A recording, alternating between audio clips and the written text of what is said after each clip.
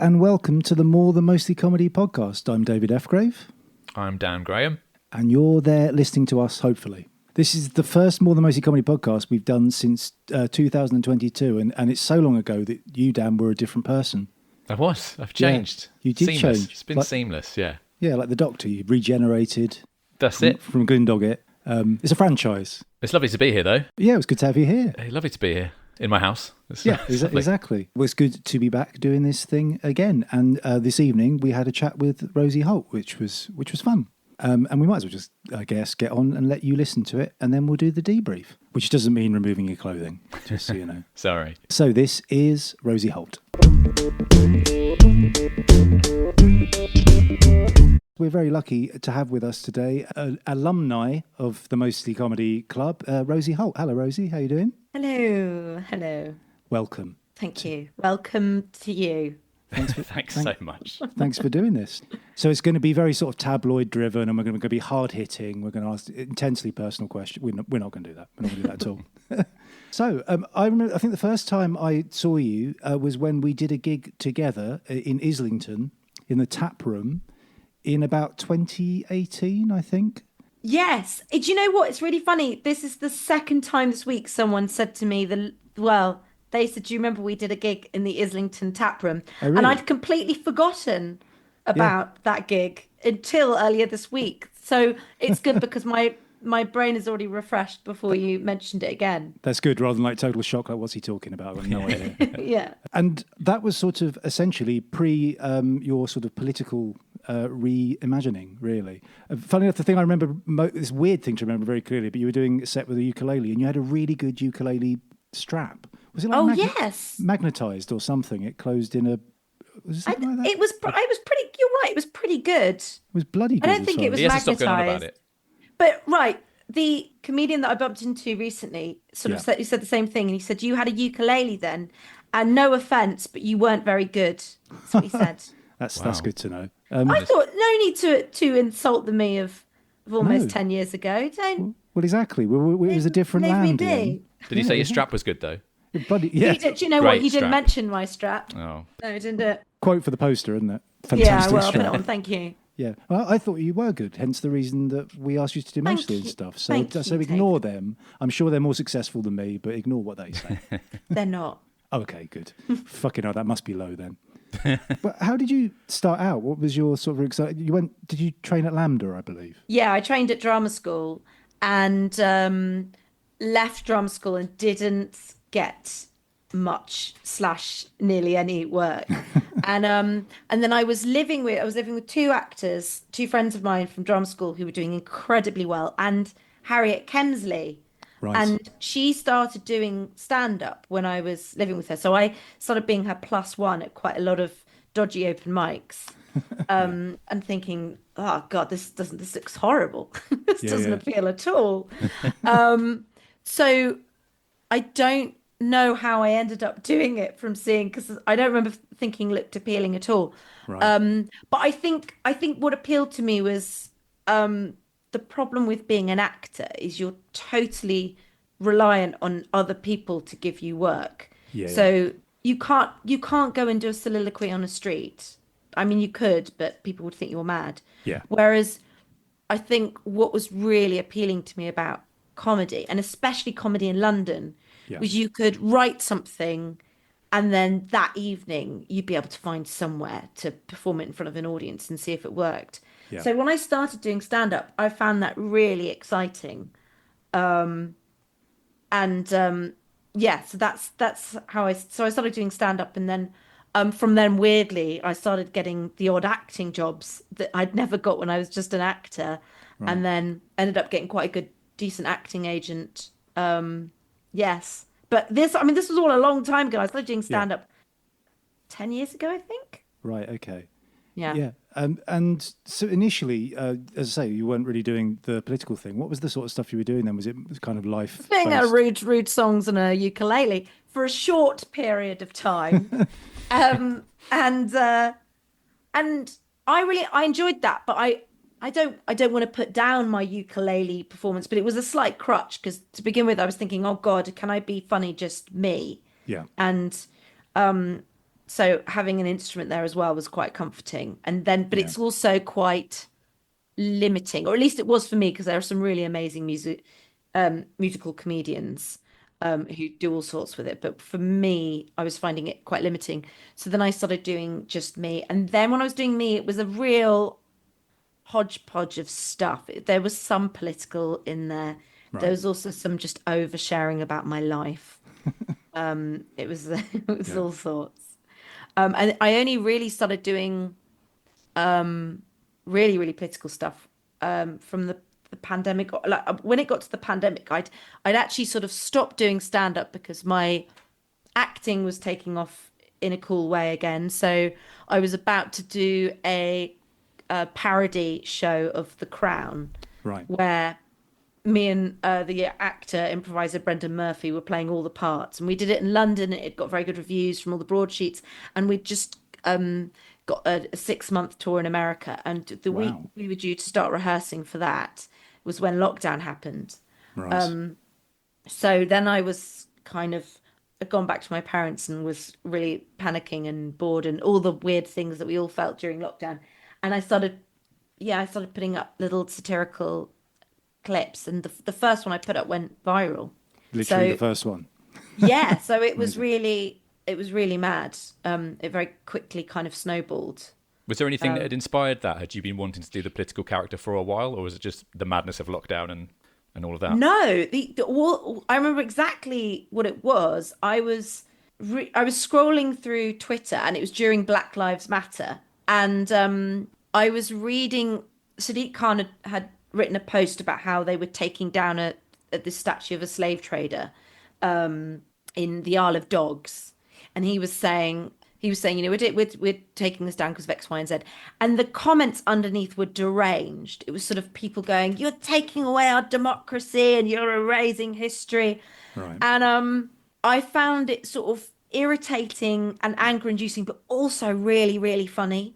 Yeah. And so the next day, I just thought, well, I'll just post a video where I voice all of these opinions that people are writing, but I'll just follow it through to its logical conclusion. So I had this character who was going, "You're erasing history just like Stalin did, who incidentally I have a statue of in my garden." And so I put that up, and it went viral. I think also it was a weird time where everyone was on the internet all the time because we had nothing else to do, and also everyone was really angry, and but then the majority of people sharing it, a lot of people got the joke, but a lot of people thought it was real and were demanding that I take my statue of Stalin down. Extraordinary. So- People would even begin to think that was. I mean, maybe some people have statues of Stalin, but it's kind of unlikely that you would. It was really funny. Yeah. But it was funny also because when I wrote it, I thought this is good. But you don't know something's going to take off. And then, but also I didn't think people would think it was real. I thought people would get it as a joke. Though from that point onwards, obviously it got less and less surprising when people would just think it was real. How did you deal with that? Because there's obviously quite a few comments on some of your videos from people who don't quite get it's real. Do you almost take it as a compliment because it's like, okay, well, is that convincing? Or are people just a bit silly? Do you know what? It depends what kind of mood I'm in. Most of the time, it's quite funny. Sometimes it's quite infuriating. Right. And then I'm aware that also adds to it, and lots of people were getting enjoyment by the fact that lots of people were thinking it was real. But then I think you sort of have to interrogate slightly why people are thinking that, you know, like I'd sort of post things of with, you know, I had this MP character, which probably most people are aware of, that I'd put on the internet, and I'd always try and play it really naturalistic, but I would throw in some really stupid lines that I'd think, well, they can't think this, where I'd talk about heating all my horses, and but then people would just repeat the lines back to you going, "I can't believe you said this, you should resign," rather than going, maybe it's a joke. Right. Yeah. Okay. But I think I think, to be fair on a lot of people, I think under Boris Johnson, the MPs were so ridiculous, and would say some pretty ridiculous things. So it often wasn't that much of a stretch to believe they were saying, "Let's never feed children again," or something. Yeah. But also, I think it's because people like being angry, and people like kind of going, I'm on the right side of history. So they'll sort of react before they've really engaged. But I think it's kind of in two camps. Yeah. I was sort of intrigued as to, do you, because it all sort of happened organically, one thing after the other, do you ever like regret that you made the MP character your own name? Does that affect like the separation? Well, I didn't do that. What happened was I would just post videos saying MP says, because it was under my account. Right. I'd get loads of people going, Rosie Holt MP must resign, Rosie Holt MP. So then I thought, well, if I give her a different name, I think it doesn't make sense now, because I've had hundreds and hundreds of people telling me that the MP is me and has my name. Right. Yeah. So it felt like it was sort of out of my hands in a weird way. Yeah. Did you end up having quite a sort of slight positive connection to lockdown in a weird way? Because that's sort of when you started snowballing with views, and I know you can't, no one can really be positive about lockdown. Unbelievable. Yeah. But how do you look back on that period? It's really weird, isn't it? I mean, I don't look back on lockdown fondly. No. I think like everybody, I was finding it tricky, but I think I can't deny that it kind of kick-started my career in a really interesting way that I didn't think would go. So, but I do sort of worry that a part of all the things I've done has been sort of profiting off the misery of either what the government are doing or what the country's going through. Yeah. But yeah, so I have mixed feelings looking back, because also it was, when it started happening, it was exciting, but it was also weirdly sometimes quite scary. Just because it was, I'd suddenly get so much attention online, and also because it was this weird thing of also I wasn't seeing anybody in the flesh because we were all under lockdown. So you're going through all this weird sort of thing online and you're not actually seeing anyone in the flesh. So it was all a bit surreal. Yeah. Also, like I was sort of wondered in that sense, because obviously you sort of didn't really intend on it going the way that it did. Was it hard to go from sort of short form to longer form when you started doing, say, like your shows that you did as the politician character and other characters? Yeah, initially it was. I mean, I was really glad that I was someone who had done a lot of stand-up and had trained as an actor, because I feel that sometimes people who get big online don't have that, and I think that must be very scary, because then you've kind of, if you're trying to translate it onto a live and you don't have any of that kind of training or whatever. Yeah. But the first live show I did at Edinburgh, I found very stressful, and I think was funny, but I think it was a bit of a mess, because I was kind of going, how do I translate this character on stage? And I kind of responded to do that by doing lots of different characters. I think by the time that show went on tour, I was really proud of it, and I thought it was a strong show.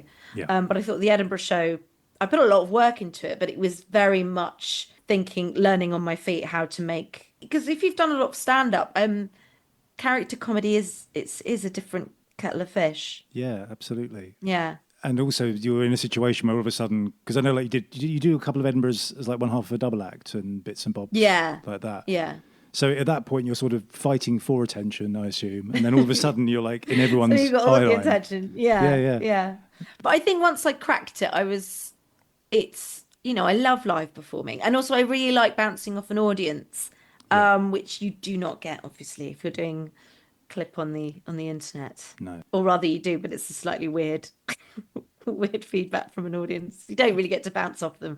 You just get to read their comments. Yes. I used to like where you'd quite often screenshot some of the people believing the thing just to sort of signpost the ridiculousness of it. Yeah, just because some of the comments were so funny. Yeah. Annoyingly, I can't remember any of them now. But there would be the one that really made me laugh. It said send Rosie to Rwanda, but they'd spelt it wrong, I think, because they were upset, and they put dend Rosie to Rwanda. Brilliant.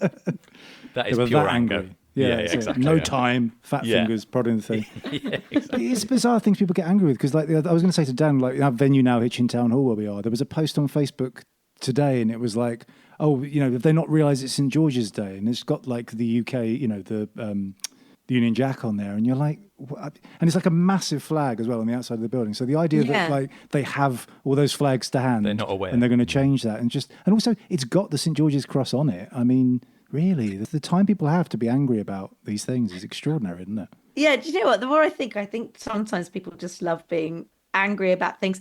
I don't know if you've ever done this, but when I get trapped onto the Instagram algorithm, which seems to have decided I like terribly acted clips from sort of early 2000 TV shows I've never actually seen.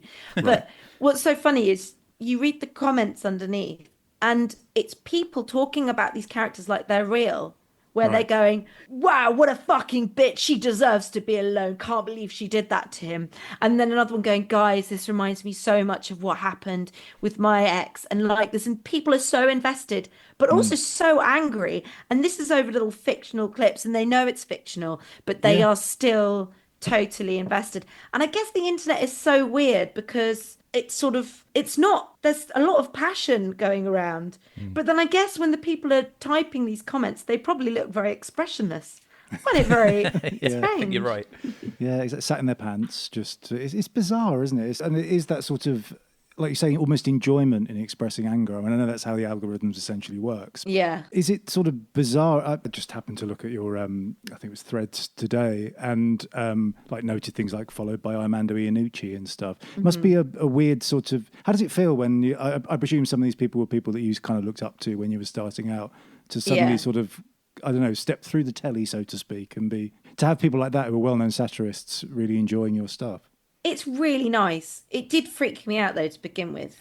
Yeah. Especially when you're just sort of seeing, or you kind of get a message from somebody you've always really admired, and you go, "Oh, I don't really know." But it is nice. Was it 2 years ago, 3 years ago? You were interviewed by Krishnan and Guru Murphy on Channel 4. Is that right? Yes. Yeah. How was that? Was that crazy? That was crazy. It was really surreal. It never doesn't feel strange. And then it was quite funny because obviously I'm so familiar with his face, and then beforehand he's just going, oh, do you have a problem with, he was talking to me about just problems with Twitter and people commenting. It was a really relatable problem of someone who's just kind of going, oh God, I'm getting all this online feedback, and so it's always slightly strange. And you're just thinking news round all the way through it. Yeah.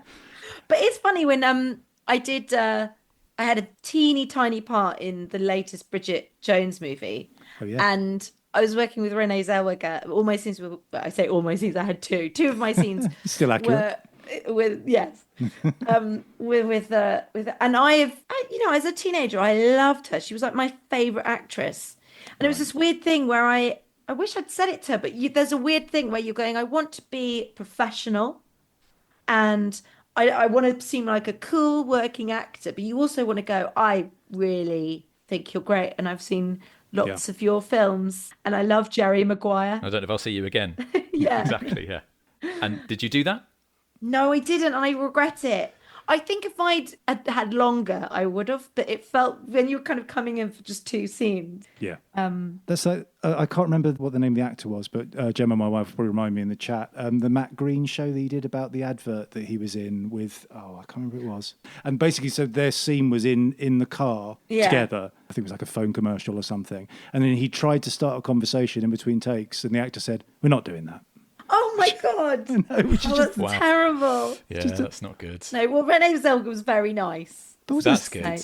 It's deeply unprofessional, though, isn't it? The idea that you do that and then we're not doing that. Yeah, it's crazy. I wish I could remember the actor's name. And also something like the Bridget Jones thing, that must be weird because, like, that's something that when you step in, what's it like when you step into Gemma said, can I just say from the notes, Gemma says Harvey Keitel. Yeah, that's the one. That is so disappointing. That is really disappointing. It really is, isn't it? I was just like, I mean, also, he would have been paid considerably more than Matt Green would have been paid for that.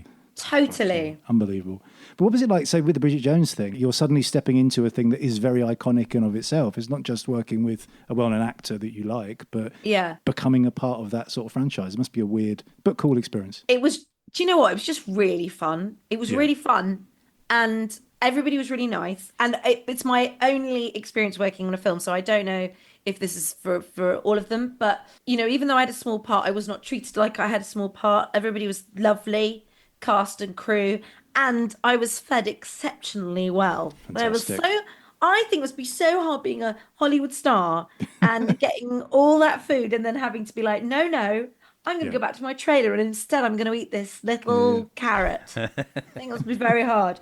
But yeah, the food was great. I did a lot of sitting around and eating while I was waiting to do my bit. And yeah, I had an absolute blast. It was great. And did she try and start a conversation with you for you to go, we're not doing that? We're not doing I went, no, sorry, Renee. Yeah. I'm eating. It's not now. Yeah, exactly. She was very sweet though. She was like, well done. That was really good. You did a really good job there. And I went, okay, Renee. I just had 3 lines. Is she in her accent the whole time? Yeah, she keeps her accent the whole time. That's dedication. Another thing I was going to ask you about, I listened to your book. I decided to listen to it rather than read it. Thank you, David. And I enjoyed it very much. Thank you very much. I guess, again, had you ever had any intention of writing a book, for one? And what was that experience like, writing it? No, I hadn't, but I loved it. I loved writing it. It was sad because I'm really proud of that book. And it got totally screwed over by Rishi Sunak calling an early election. Right. Because initially the idea was the book was gonna come out in July, and then we were going to I talked with the publishers and we had this whole sort of promotion campaign leading up to what we thought would be the election in October. And then of course he announced July, so they managed to push it forward by like a week, but it still came out a week before the election. So timing wise, it really suffered. Yeah. But I'm really proud of it. I really enjoyed writing it. It was so much fun to do. And it made me think, I want to write another book. But I'll write a novel. I'll write a novel next time. Yeah. She says confidently, as well, about a novel. Do it in a week. It's fine. Do it in a week, yeah. Again, something one of my wife's friends' kids said something about that. It was like, I think it was that anyway. Said, how do you write a book? So we just start it and then you get to the end. That's it. It's simple. So that's it. I never realised that. But did you use like bits? I presume like did you sort of rework some of your show and your material into the book as you wrote it, or was it? Yes, a little bit, but not actually that much. Okay. But yes, certainly bits of that did inform it. But it was great, really, because what I did is I just wanted to do a book defending. In fact, I bits from my stand-up, but also bits from my videos, but also its own thing. I basically wanted to do a book defending the Tory rule, obviously satirically. Yeah. So it was quite a fun exercise of going, okay, I'm going to do a chapter on the environmental policy and just defend it to the hilt, and then the lockdown parties, and then Brexit. So yeah, it was a lot of fun. In terms of the MP character, what were your thoughts when Labour got in power? Oh yeah, and you made the switch. Yes. Well, personally, I'm very glad of course. that Labour have got in. And actually, do you know what? It was a relief to myself to know that I wasn't a heinous human being, that when Labour did get in, even though I realised this would be less good for my career, I did genuinely feel happy and pleased. Yeah. Right. And I thought, yes, that's right, Rosie, you are a good person. But it's very tricky because I feel, it's my MP switched to Labour, and some people going, why don't you go to Reform? But I felt that the whole point of that character is she is just defending whoever's in power. And she doesn't care why, or she doesn't really understand why. She's just sort of, she'll defend anything. Yeah. So she could only be defending the one in power. But I think what was difficult is under the Tories, I had a very clear idea of what I wanted to say and how I wanted to say it. And I don't think Labour are doing a brilliant job. No. But it's definitely trickier. And it's not that you can't satirise Labour, but it's just I haven't quite worked out entirely how to do it, because I think also we were all so fed up under the Tories, and I've always found comedy easier to do when I'm feeling angry and passionate. And I think with Labour, most of us are just a bit disappointed and depressed. Yeah. So it's kind of also they don't have the same sort of back catalogue as the Tories do of being in power. Yeah. So it's interesting, and I definitely haven't quite worked it out yet. And then I was talking to another well-known satirist today, actually. I say well-known like I but like and and he was sort of saying the same thing and going, oh, it's a bit tricky under Starmer's Britain. But yeah, I think it's just finding your feet. I don't think it's impossible to do. I think it's just different. Work in progress. Yeah, work in progress. Come see me live. Yeah, see me work it out. What I really loved about the book, and I would recommend the book anyway, but to listen to it is an extra sort of level, because obviously it's you sort of more hearing the character. It just reminded me how fucking ridiculous it all was, and I like how you have essentially each chapter is why we were right about this, why we were right about that. The sort of lack of self-awareness, which is great. But yeah, I mean, just some of it, you're just like, it's so easy to forget, isn't it, very quickly, some of the things that we've been through, a bit like COVID as a case in point. And it's good to have that underline it, I think. You're so right. It was such a mad time. It was mad. Yeah. I mean, crazy things like, them saying they were going to stop giving free school meals, and then an MP coming out going, well, if we give them free school meals, they'll use it to buy crack. Yeah. I mean, it was just so many. It seemed like every week there was something. And the parties, the more you think about it, the parties were so insane and unfair when people were making sacrifices, and even people who didn't and did have a party but then had to pay humongous fines. Yeah. Compared to in Parliament, where they had a karaoke machine and were vomiting on the walls. Yeah. Just extraordinary. And isn't it like the address with the most fixed penalty notices is essentially Downing Street, because it was just all going on there, which is just crazy, isn't it? Really, really crazy. What's next for you? What are your plans? I don't mean just after this interview. Good question. I don't know if I can say this. I assume I can say this. I've written a pilot for Radio 4 about my MP being in Labour. And they've commissioned the pilot, and it's going to be broadcast. Great. I don't know when. I think sometime in the autumn. It's very exciting. I hope we get a whole series, but I don't know. So I've got that. I've got I've got a fun podcast called Non-Censored, which is basically very silly and satirical, and it's just a parody of things like GB News. I'm writing my novel. Hello. But there's also a few things that I would love to talk about that I don't know are happening yet. You know, when you've just got a few things that have been seen and talked with people and might be exciting, but then easily could be absolutely nothing. And you can't get excited about them, which is you can't get excited annoying. about them. Yes. It's like the equivalent of when you're like penciled for a job and you go, I won't look at the phone, I won't keep checking. And then the deadline passes, but you go, well, maybe it could still. It's very hard to not get excited about these potential things, isn't it? Yeah, so true. And you'll be joining us in Banbury in a couple of weeks as well for our first mostly comedy there. I know that's top of your list. By which time I would have nailed my satirising of the Labour government. And finish the novel. So the novel. Yeah. Big night. Well, one of the things I love about what you've done is just I love how that something that was organic and something that's entirely self-created and self-generated has had the success that it has. And when it's so many things are formulaic and stuff, it's just really. And having seen you like in that sort of essay in the tap room and stuff, and starting out and doing mostly, I think the first time you did it was in 2018, and it was with Angelos and Barry. I think you're on the bill with them, their very sort of committed fan base and stuff. Yeah. But to see it all come sort of full circle, and then this thing work out for you the way it has, it's really lovely to see from the outside looking in. So thank you, David. Good work, you. Yeah, well done. Thank you, and thank you, the pandemic. Yes, it helped us all. No, I'm joking. You don't mean. Well, thanks so much for talking to us, Rosie. We'll look forward to seeing you in Banbury, and we look forward to reading the novel. And remember, when in doubt, just say, we're not doing that. Yeah. Yeah, but not about Banbury. Thanks. Yeah. Not about that. Thanks so much, guys. Thank you.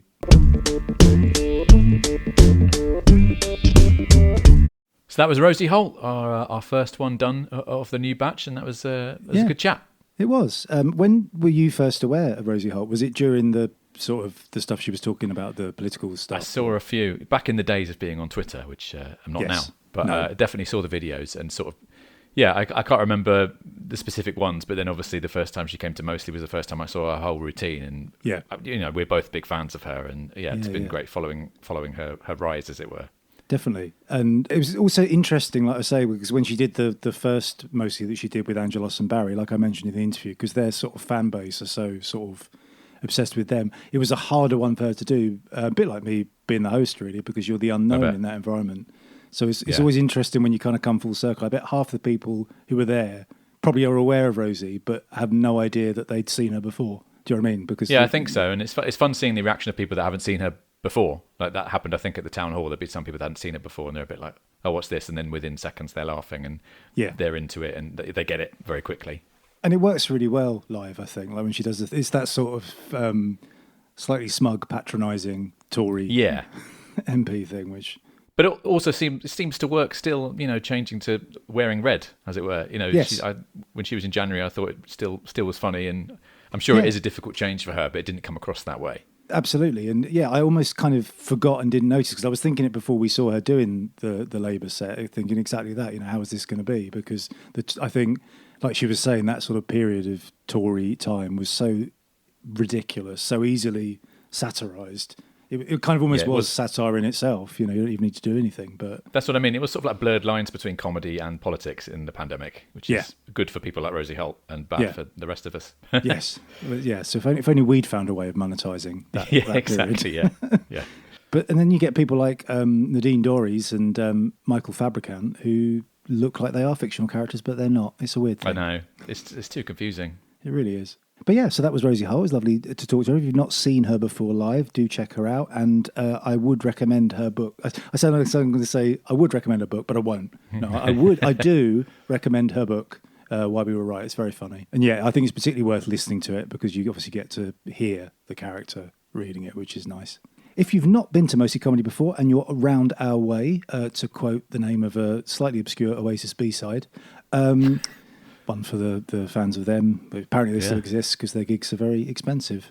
Just a bit. Do you know that song? Is that one you vaguely? I can't say I've ever heard that. I'm not a die-hard fan though.